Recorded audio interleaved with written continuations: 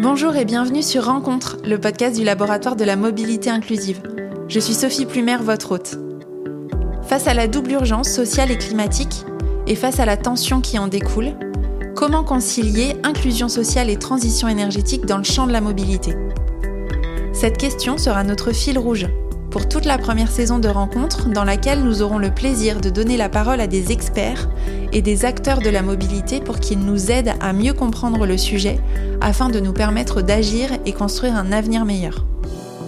Pour ce premier épisode de Rencontre, j'ai le plaisir d'accueillir Aurélien Bigot. Aurélien est chercheur sur la transition énergétique des transports. Il a mené de nombreux travaux de recherche sur ce sujet, notamment une thèse qu'il a publiée fin 2020. Il intervient aujourd'hui auprès de plusieurs acteurs pour poursuivre ses recherches, notamment auprès de l'ADEME. Et donc avec Aurélien, dans cet épisode, j'ai vraiment cherché à comprendre qu'est-ce que la transition énergétique dans les transports, d'où on part, où on va et comment on y va, et quel est le lien avec l'inclusion sociale. Je vous souhaite une excellente écoute de ma conversation avec Aurélien Bigot, et je vous retrouve en fin d'épisode pour le débrief. Si ce podcast vous plaît, je vous invite à le diffuser autour de vous et à laisser un commentaire sur votre application de podcast préférée. Bonne écoute. Bonjour Aurélien, bienvenue Bonjour. sur Rencontre. Merci.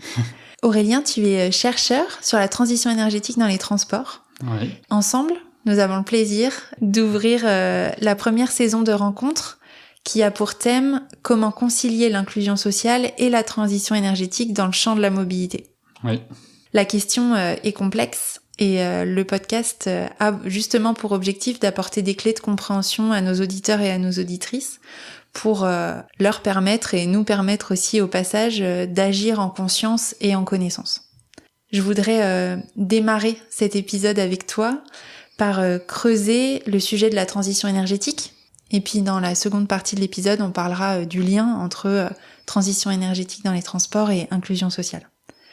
Donc pour commencer, est-ce que tu peux nous expliquer ce que signifie la transition énergétique dans les transports ? Qu'est-ce que c'est ? Et puis pourquoi on en a besoin ? Oui, alors la transition énergétique des transports, elle est nécessaire pour au moins 3 raisons. En gros, en tout cas, le gros défi, c'est de réussir à sortir de la dépendance actuelle qu'on a au pétrole dans les transports, qui représente aujourd'hui plus de 90% des consommations d'énergie du secteur. Et ça présente un triple enjeu, triple défi, triple problème, disons, qui est à la fois celui qu'on connaît bien du changement climatique, donc avec toutes les conséquences qui nous ont été rappelées encore récemment par les rapports du GIEC, des conséquences déjà présentes mais qui vont être encore plus importantes, plus graves à l'avenir, donc qui nécessitent de réduire nos émissions de CO2 rapidement. Et pour ça veut dire notamment de sortir du pétrole qui est une énergie carbonée. Donc quand on brûle du pétrole, ça fait des émissions de CO2. Donc ça, c'est une première raison pour laquelle il faut sortir du pétrole pour des énergies qui sont cette fois-ci davantage décarbonées, donc qui émettent moins de CO2. L'autre enjeu, le deuxième enjeu qu'on peut citer et qui a une actualité forte aussi avec la crise ukrainienne et avec la Russie, c'est celui de la dépendance à une ressource qui est finie. Donc dans tous les cas, il va falloir qu'on trouve d'autres sources d'énergie pour les transports à l'avenir, dans le sens où on est en train de consommer un stock d'énergie qui est fini, qu'on ne peut pas étendre à l'infini. Donc ça veut dire qu'aujourd'hui on a une dépendance, une certaine vulnérabilité, notamment en France où on ne produit pas de pétrole, à toutes les évolutions qu'il peut y avoir sur l'évolution du prix du pétrole, sur des conflits, sur des évolutions géopolitiques qui peuvent contraindre les volumes de pétrole qui peuvent être à notre disposition. Et ça a des conséquences qui sont à la fois économiques, sociales, qui peuvent être importantes. C'est pas la première fois qu'on a en tout cas une crise ou des problèmes par rapport à cette dépendance au pétrole et aux évolutions du prix ou des volumes qu'on peut avoir en accès pour nos transports, aussi bien de voyageurs que de marchandises. Un troisième défi qui est lié très fortement aux consommations de pétrole, c'est tout ce qui est pollution atmosphérique. On sait aussi que là, c'est davantage un enjeu de santé publique qui est très important et qui nécessite aussi à l'avenir de moins se reposer sur le pétrole. Avec la combustion du pétrole, il y a toute une série de polluants, notamment les particules fines qui sont impactantes. Aussi, on peut citer les oxydes d'azote, qui entraînent des problèmes sur la santé, qui sont même pas que des problèmes respiratoires, mais des maladies cardiovasculaires et autres maladies qui peuvent, qui sont renforcées avec ces problèmes de pollution atmosphérique. Donc ça, c'est 3 enjeux très directement reliés à la transition énergétique des transports, et on peut en citer tout un tas d'autres qui sont plus ou moins reliés à la transition environnementale, sociale. Donc on peut citer les autres problématiques de consommation de ressources qui sont pas que des consommations énergétiques, mais aussi minérales, des pollutions qu'il peut y avoir en lien avec ça. On peut citer toute la problématique d'occupation d'espace, de congestion, d'espace public qui est occupé par les transports et qui joue aussi sur la qualité de vie, sur l'habitabilité des villes, disons, l'accidentologie, qui est un autre problème des transports. On peut citer la pollution sonore aussi, le bruit qu'il peut y avoir en ville. On peut citer aussi nos transports qui sont très inactifs, on a des modes de vie de plus en plus sédentaires qui ont aussi tout un tas de conséquences sur notre santé. Et puis pour revenir un peu plus précisément au sujet du jour aussi, c'est toutes les questions d'inégalité d'accès à la mobilité, les inégalités, qu'elles soient sociales, qu'elles soient territoriales, qu'elles soient en termes de compétences et autres. On pourra y revenir, mais voilà, il y a finalement ces enjeux à la fois qu'il va falloir qu'on réussisse à résoudre pour avoir une transition à la fois sur les plans environnementaux, sociaux, économiques de nos transports à l'avenir. Ok, donc ce que je retiens dans ta réponse, c'est que c'est pas que un sujet de transition énergétique, c'est que globalement, on a un sujet de transition à mener dans les transports pour des raisons de santé, d'inclusion sociale, de bien vivre et de bien vivre ensemble. Mais je sais pas si c'est une priorité, en tout cas on a un nœud autour du sujet énergétique qui est très lié au sujet du pétrole, à la fois pour des raisons climatiques, financières, économiques, géopolitiques et pour des raisons de santé publique. Oui, c'est ça, oui. Ok.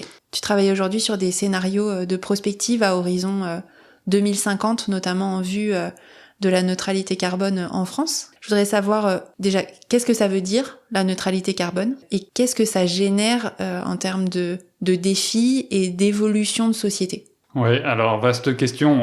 En tout cas, en quelques mots, la neutralité carbone, c'est l'idée de réussir à réduire suffisamment les émissions de gaz à effet de serre pour que ces émissions-là soient compensées par ailleurs par du captage de CO2 notamment, que ce soit par la croissance de la végétation ou par des technologies de captage et stockage du carbone. Donc c'est qu'il y ait un équilibre au niveau mondial pour ce qui est de la neutralité carbone au niveau mondial, qui est un objectif pour éviter que les concentrations de gaz à effet de serre continuent à augmenter et alimentent un réchauffement climatique de plus en plus important. Donc il y a un équilibre entre les émissions et ce qui est absorbé par, comme je le disais, par les écosystèmes ou par des technologies plus spécifiquement. Et cet objectif de neutralité carbone, il a été, la France se l'est fixé à l'horizon 2050.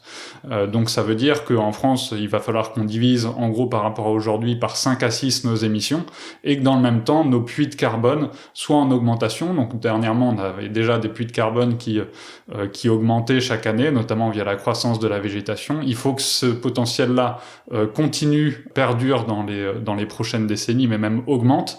Et dans le même temps, il y a aussi une petite partie de captage et stockage plus technologique qui est aussi prévue par la stratégie nationale bas carbone, donc qui est le document de référence en France pour la stratégie climatique. Et sur les transports, cette stratégie nationale bas carbone, ce qu'elle fixe, c'est d'atteindre quasiment 0 émission directe à l'horizon 2050. Donc ça veut dire 0 émission directe, ce sont des émissions en sortie de pots d'échappement, etc. Donc ça veut dire quasiment sortir totalement du pétrole d'ici moins de 30 ans en fait désormais. Et notamment, c'est une décarbonation complète pour l'ensemble des transports terrestres. Donc en gros, il ne resterait plus que du pétrole en partie pour le transport aérien et pour le transport maritime, qui sont des modes particulièrement difficiles à décarboner, à sortir du pétrole, mais il n'y aurait plus une seule goutte de pétrole, aussi bien dans les voitures, les véhicules utilitaires légers, les poids lourds, les bus, les cars, les 2 roues motorisées, les trains, les bateaux de transport fluvial. Donc ça veut dire que c'est une transformation vraiment majeure en l'espace d'à peine 3 décennies, et c'est pour ça que c'est un enjeu qui est au cœur aujourd'hui des objectifs, des politiques publiques qui sont sur les transports. C'est un enjeu qui est assez central, mais voilà, qui doit être regardé de manière plus globale aussi pour réussir à prendre en compte l'ensemble des transitions nécessaires dans les transports. Ok, ma question elle va être peut-être très directe, mais ça paraît impossible dit comme ça. Enfin, quand on voit d'où on vient et la lenteur avec laquelle les choses évoluent, ça fait quand même des années qu'on parle de réchauffement climatique, des années qu'on parle de pollution liée à la voiture, au pétrole, et finalement il y a un peu d'évolution avec le développement de voitures électriques, etc. Mais sortir en 30 ans complètement de la dépendance au pétrole, c'est un défi qui donne envie, mais qui peut paraître irréalisable. Est-ce que tu as des clés pour nous il y a des moyens pour en tout nous cas, permettre d'agir et savoir en fait dans quelle direction et quels sont les leviers qu'on peut activer pour aller vers la neutralité carbone dans les transports? Ce qui est sûr, en tout cas, c'est qu'il y a besoin de rupture sur les tendances des émissions passées.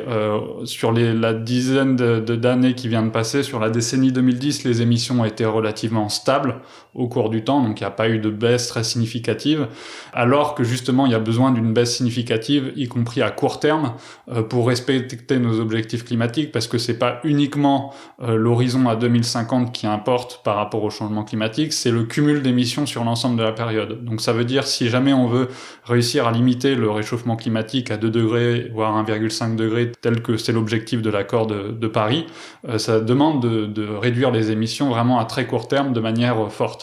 Et en cela, c'est vrai qu'il y a besoin de rupture et d'accélérer très fortement la transition par rapport à ce qu'on a pu observer sur ces dernières années. Pour ça, la stratégie nationale bas carbone, elle nous donne en tout cas 5 leviers qu'il est possible de solliciter pour réduire les émissions. Le premier des leviers, c'est ce qu'on appelle la modération de la demande de transport. Qu'est-ce qu'on entend par demande de transport pour la mobilité des voyageurs? C'est combien de kilomètres sont parcourus par les voyageurs. Ça a été en très forte hausse sur les dernières décennies, surtout jusqu'au début des années 2000, et c'est ça qui a été le principal moteur de la hausse des émissions de CO2 par le passé. Jusqu'à ce que, voilà, dernièrement, comme je disais, on est sur une hausse qui est généralement un peu plus modérée. Donc ça, c'est le premier facteur. Donc modérer cette demande de transport. Le deuxième facteur, c'est ce qu'on appelle le facteur de report modal. Donc c'est de se tourner vers des modes de transport qui sont moins impactants. Donc c'est notamment pour les voyageurs moins de voitures, moins d'avions et plus de transports en commun, que ce soit le train, le bus, le car, que ce soit les modes actifs tels que la marche et le vélo. Donc ça, c'est le deuxième facteur de report modal. Ensuite, on a un troisième facteur qui s'appelle l'amélioration du remplissage des véhicules. Donc c'est par exemple le levier du covoiturage, c'est exactement ça. On a des voitures qui en moyenne, notamment en particulier pour les trajets du quotidien, sont en moyenne très peu remplis.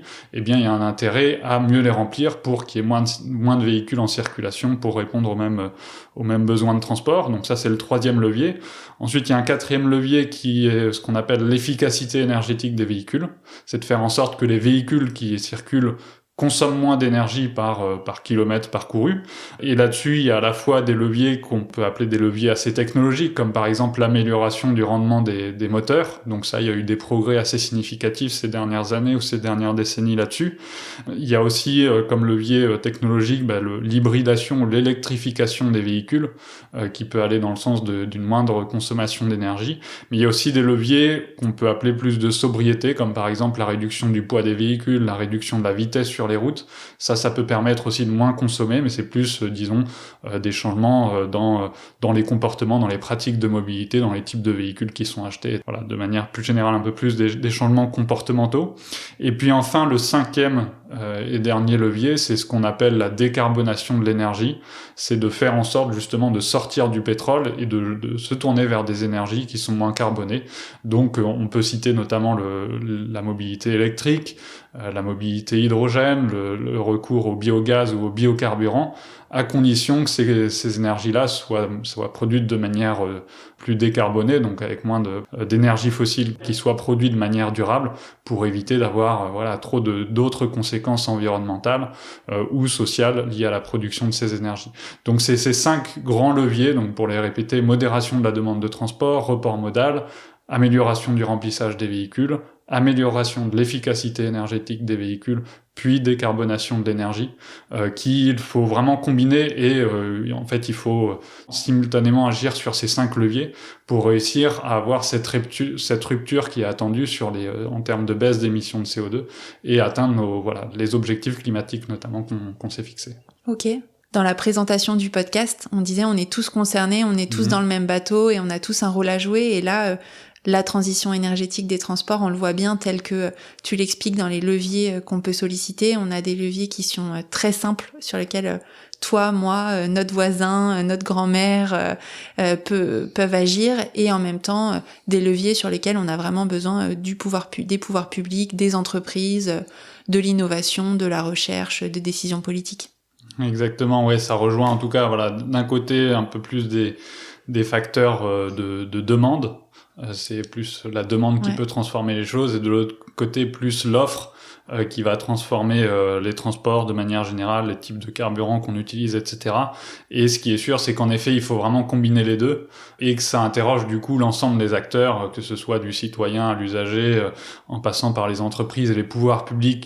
Donc c'est tout un ensemble de leviers qu'il faut mettre en place, dans lesquels les pouvoirs publics ont un rôle assez structurant, mais après qui peuvent pas non plus tout mettre en œuvre seuls, et à la fois il faut une demande citoyenne, une demande des usagers, que eux aussi puissent utiliser les nouveaux services de mobilité qui sont mis en place, qui puissent changer leurs pratiques de mobilité aussi. Mais on sait que tout ça, ça s'inscrit dans un contexte assez global, et que les pratiques de mobilité sont influencées à la fois par les politiques publiques mises en place, l'organisation des transports de manière générale, mais aussi quelles sont les normes sociales qui sont en vigueur. Et en fait, il faut réussir quelque part à changer aussi un peu les normes sociales, ce qui est vu comme des pratiques de mobilité qui sont vertueuses ou pas. Est-ce qu'on a comme symbole aussi le fait que la grosse voiture polluante est un synonyme de richesse et de réussite, ou est-ce que au contraire c'est quelque chose qui est dévalorisé dans la société, et que la mobilité du futur, c'est plutôt une mobilité qui est sobre, que ce soit sobre en carbone, sobre en ressources, sobre en espace consommé, qui soit plus vertueuse aussi en termes de santé publique. C'est un peu aussi ces structures-là qu'il faut changer, et qui réorienteront aussi à la fois les politiques de mobilité, mais aussi les pratiques plus globalement de l'ensemble des acteurs. Ok, je pense qu'on a bien compris ce qui se joue en matière de transition énergétique dans les transports. J'aimerais maintenant qu'on fasse le lien avec la deuxième partie de notre thème, qui est l'inclusion sociale. Oui. Toi, quelle est ta compréhension du lien entre transition énergétique et inclusion sociale dans le champ de la mobilité ? Je dirais que, en tout cas, aujourd'hui, on a des systèmes de transport qui sont assez consommateurs de manière générale d'énergie fossile, et en particulier de pétrole.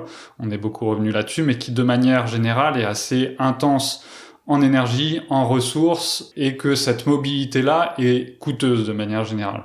Forcément, si on consomme beaucoup de ressources, beaucoup d'énergie, en plus des énergies qu'on ne possède pas, ça coûte cher, et le lien que j'y vois avec l'inclusion sociale, c'est que un système de transport, un système de mobilité qui coûte cher, eh bien, pour les personnes qui sont les plus aisées, elles n'auront pas forcément de mal à payer ce coût de la mobilité qui est important, mais pour les personnes qui sont moins aisées, les plus précaires, eh bien, finalement, elles se retrouvent prisonnières de ce système de mobilité qui coûte cher, qui gaspille des ressources quelque part, alors qu'on pourrait avoir des systèmes de mobilité bien plus sobres et du coup moins coûteux, et que du coup ce sont elles les premières victimes de ce système de mobilité qui a des inconvénients à la fois sur des points de vue environnementaux, de consommation de ressources, de pollution diverses, mais aussi du coup en termes sociaux, parce que comme il y a des inégalités dans la société qui sont relativement importantes, et bien du coup les personnes qui sont les plus fragiles, qui ont le moins de moyens financiers, et bien se retrouvent à ne pas pouvoir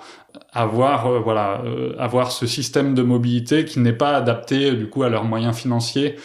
Mais en tout cas, c'est comme ça que je vois principalement le lien entre les deux. Et quelque part, quand on prend ce constat-là de mobilité qui aujourd'hui sont fortement intenses en énergie, en carbone, en ressources, etc., et qu'on veut aller vers des systèmes de mobilité plus sobres, eh bien la bonne nouvelle, c'est en tout cas que ce système de mobilité plus sobre coûte moins cher. Donc coûte moins cher a priori pour les usagers, a priori pour les politiques publiques aussi, mais ça demande tout un tas d'investissements à la base qui font que au moins pendant un moment ça peut demander des investissements de la puissance publique qui sont plus importants. Mais en tout cas, quand on regarde les différents leviers que j'ai pu citer tout à l'heure, la majorité vont dans le sens plutôt d'une réduction du coût de la mobilité. Si on prend la modération de la demande de transport, si on fait moins de kilomètres, ça réduira le coût de la mobilité. Ensuite, si on passe à des modes de transport, le deuxième levier de report modal tel que la marche, le vélo, les transports en commun, ce sont des modes de transport qui coûtent moins cher aussi à l'usage aux usagers par rapport à la voiture ou par rapport à l'avion. Si on regarde le levier de remplissage des véhicules, de covoiturage, c'est aussi un moyen qui permet de faire des économies. Si on regarde le levier d'efficacité énergétique, c'est pareil, ça permet de consommer moins d'énergie, d'avoir des véhicules plus légers qui sont moins chers à l'achat. Ça permet aussi d'être plus accessible aux ménages les plus précaires. Et si on prend après le levier de décarbonation de l'énergie, là cette fois-ci ça va un peu plus dépendre des technologies. Si on regarde notamment sur la technologie de la mobilité, notamment du véhicule électrique, ce qu'on voit en tout cas, c'est que pour l'instant, il est plus cher à l'achat, mais moins cher à l'usage. En tout cas, la transition énergétique a tendance à réduire le coût de la mobilité et donc à être potentiellement plus accessible pour le plus grand nombre. Après, c'est plus dans la transition qu'il peut y avoir des freins, des blocages à certains endroits ou des risques d'inégalité selon le type de politique publique qui est mis en œuvre.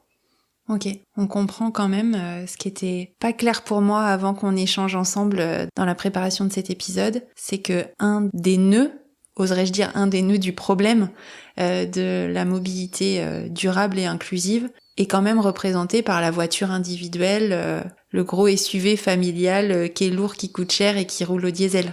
Oui. Est-ce que c'est juste de dire ça ou est-ce que c'est trop pointé du doigt ou est-ce que c'est trop réducteur ? C'est sûr en tout cas que la voiture concentre beaucoup des enjeux en termes d'inégalité sociale d'accès à la mobilité. Parce que aussi c'est la voiture qui est très largement utilisée aujourd'hui, ça représente la grande majorité de nos déplacements. Si on raisonne en kilomètres parcourus, en temps de déplacement ou en nombre de trajets, en gros sur chacun de ces critères-là, la voiture c'est à peu près 2/3 des déplacements. Elle a tendance à être plus utilisée par les personnes les plus aisées parce que justement c'est une mobilité qui est coûteuse, mais du coup comme notre système de mobilité est beaucoup structuré autour de la voiture, les personnes qui ne peuvent pas y accéder, en effet se retrouvent dans des situations de vulnérabilité ou de potentiel manque d'accès à la mobilité. Pour autant, il y a 15-20% des ménages en France qui vivent sans voiture, donc c'est pas quelque chose qui est impossible. Pour une partie d'entre eux, c'est quelque chose qui est choisi aussi.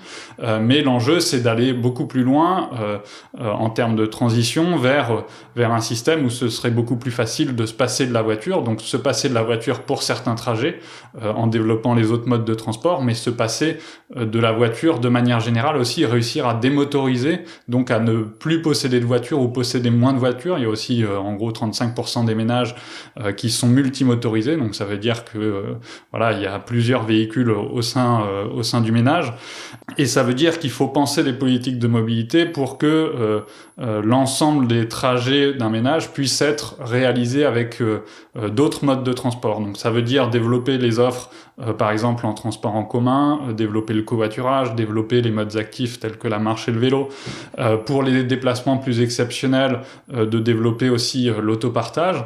Et puis sur le véhicule, sur la voiture en tant que telle, pour réussir à réduire son impact, mais il y a aussi à se questionner sur quel type de véhicule on veut développer à l'avenir. Et aujourd'hui, la voiture, c'est essentiellement un objet qui est relativement, normé, en tout cas qui est souvent un véhicule de l'ordre de 1 tonne 2, 1 tonne 3 en moyenne, qui possède 5 places, qui peut permettre d'aller jusqu'à 180 km/h. En gros, c'est ça la vitesse maximale des véhicules neufs qui sont vendus chaque année. Et on se rend bien compte que ça, c'est que le dimensionnement des véhicules est très important par rapport à la majorité des usages du quotidien. Il est assez largement surdimensionné. Et donc, il y a tout un tas de marges de sobriété pour développer à l'avenir des véhicules qui soient beaucoup plus sobres et beaucoup plus adaptés aux usages du quotidien et non pas à l'usage exceptionnel du départ en vacances avec 4 ou 5 personnes qui arrivent que 1, 2, 3, 4 fois dans l'année et pour lesquels, pour ces usages exceptionnels-là, ce serait plus intéressant davantage d'utiliser d'autres modes de transport, voilà, le train, le car, etc., éventuellement le covoiturage, ou bien de louer une voiture, si jamais c'est pas possible de passer par ces modes de transport-là, et à ce moment-là, d'avoir des véhicules au quotidien qui soient bien plus calibrés, bien plus dimensionnés pour ces usages du quotidien. Et à ce moment-là, ça peut être des véhicules beaucoup plus sobres, beaucoup plus légers, qui font éventuellement 1 à 2 places, qui font moins de 500 kilos, donc 2-3 fois moins que les voitures qu'on connaît actuellement, qui sont des véhicules électriques, si on veut aussi que ce soit des véhicules plus vertueux, qui coûteront beaucoup moins cher aussi que les voitures telles qu'on les achète aujourd'hui, ou les voitures même électriques qui en plus ont un surcoût aujourd'hui.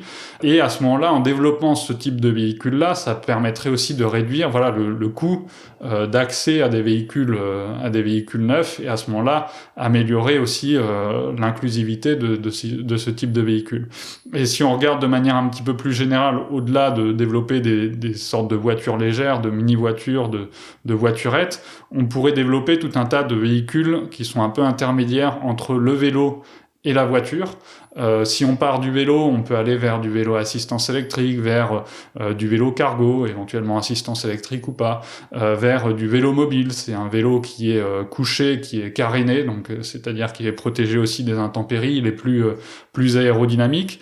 On peut aller vers du speed pedelec, c'est un vélo assistance électrique qui est débridé jusqu'à 45 km/h, du coup qui peut beaucoup plus facilement trouver sa zone de pertinence aussi, y compris dans des zones peu denses, où on peut être intéressé pour avoir une vitesse de circulation un peu plus importante et faire des distances du coup un petit peu plus importantes. Et puis voilà, tout un tas de véhicules qui sont pas tout à fait des vélos, mais qui ressemblent beaucoup pour certains, pas tout à fait non plus des voitures, mais qui sont un peu un intermédiaire, qui aujourd'hui n'ont pas été développés pour des raisons d'acteurs en présence qui ne les proposent pas, pour des raisons d'imaginaire de mobilité, où on a tendance à voir que le vélo d'un côté, la voiture de l'autre, mais pas forcément à imaginer les véhicules intermédiaires qui existent. Et en fait, en réalité, on pourrait les développer, ces véhicules. Je suis en train d'imaginer nos routes demain avec tout un tas de véhicules différents. Ça pourrait ressembler à autre chose qu'aujourd'hui, en tout cas, et des choses beaucoup plus diverses que ce qu'on a aujourd'hui sur nos routes. En tout cas, ça part du constat que les usages sont très diversifiés, et pour autant, on a des véhicules qui le sont assez peu. Et donc, ça montre qu'il y a des marges de manœuvre, des marges d'optimisation de ce système-là, en essayant de faire correspondre au plus près, en fait, quels sont les véhicules qu'on développe, pour quels besoins, pour quels usages. Donc, il y a vraiment tout un pan de créativité et d'innovation à avoir sur le sujet des transports. On arrive à la fin de notre échange, Aurélien. J'ai quelques toutes dernières questions pour toi. J'aimerais bien avoir ton avis et ton retour d'expérience. J'écoutais avant-hier un podcast dans lequel intervenait Thierry Libert, qui est conseiller au Comité économique et social européen, et il disait qu'un des problèmes auxquels nous sommes confrontés aujourd'hui est que nous sommes dans une société de consommation, c'est-à-dire une société dans laquelle nous éprouvons du plaisir à consommer. Or, aujourd'hui, notamment pour faire face à l'urgence climatique, à l'urgence sociale, nous devons changer de paradigme pour entrer dans une société de préservation de notre planète, c'est-à-dire une société où on prend plaisir à préserver notre planète, où on ne voit pas la préservation de notre planète comme une somme de contraintes, à moins consommer, à moins se déplacer, à moins ceci, à moins cela. Je veux bien ton avis et ton regard éclairé sur cette affirmation. Ouais, alors en tout cas sur la direction à donner à la société, je pense en effet les défis qu'on a aujourd'hui, et que ce soit sur la mobilité durable, la mobilité inclusive, ce sont des sujets qui ne peuvent pas être résolus en touchant uniquement au transport, en touchant uniquement à quelques mesures sur les mobilités. C'est des sujets qui doivent être pris de manière globale, parce que ça touche à tout un tas d'éléments de l'environnement, de l'organisation des transports, mais aussi de manière encore plus large que ça, les questions de durabilité ou de consommation de ressources importantes qu'il peut y avoir dans la mobilité, mais en fait, elle se retrouve aussi dans d'autres pans de la société. Donc ça veut dire que c'est une transformation globale qu'il faut viser et qui demande d'interroger plus globalement quels sont en effet les objectifs qu'on se donne dans la société. Est-ce que l'objectif principal, c'est essentiellement de soutenir la croissance économique, ou est-ce que ça peut être un objectif de préservation en fait de nos conditions de vie, quoi. Là aujourd'hui, c'est ça en fait l'enjeu. On en est arrivé à ce point-là sur les enjeux environnementaux. Sur les enjeux sociaux, ce sont des enjeux qui sont très forts aussi pour toute une partie de la population qui n'a pas accès à la mobilité, mais plus globalement à des difficultés à vivre tout simplement décemment. Donc c'est en tout cas des réponses plus larges qu'il faut interroger. Un des points clés qu'on a sur les mobilités et un élément sur lequel on agit assez peu pour l'instant, c'est notamment tout ce qui est lié au levier de sobriété. On a tendance à avoir une vision de la transition qui est une transition beaucoup axée sur la technologie, beaucoup moins sur ces leviers de sobriété qui en fait interrogent beaucoup plus les usages, qui nécessitent justement d'avoir une vision globale de ce qui conditionne nos mobilités, donc aussi l'aménagement du territoire, comme je l'ai dit, quels sont les besoins de mobilité, quel accès on peut avoir à différentes activités, à différents services à proximité de chez soi. C'est aussi un enjeu de retrouver davantage de proximité dans les mobilités. Et puis quand on s'interroge aux usages, ça demande de s'interroger plus globalement aux usagers et à quels sont leurs réels besoins. Et je pense que pour cette transition à la fois sur la sobriété mais aussi sur l'inclusivité, ça demande aussi davantage d'agir en co-construction avec aussi les usagers, avec ceux qui sont prêts à faire ce qu'ils peuvent faire ou pas, et non pas d'avoir en tout cas des politiques de mobilité qui sont un peu uniques sur tous les territoires, mais plutôt de faire remonter quels sont les vrais besoins des usagers et puis co-construire quelles sont les réponses qui sont à y apporter. Je pense que par rapport à ça, l'expérience de la Convention citoyenne pour le climat était intéressante à ce niveau-là, de former des citoyens et de voir quelles sont leurs réponses là-dessus. Et ce qu'on a pu voir, c'est en tout cas que sur les leviers de sobriété, ils étaient prêts à aller beaucoup plus loin que les politiques de transport actuellement, et que parmi leurs objectifs, c'était aussi de voir comment ces politiques-là pouvaient être équitables, pouvaient être dans le cadre d'une transition juste.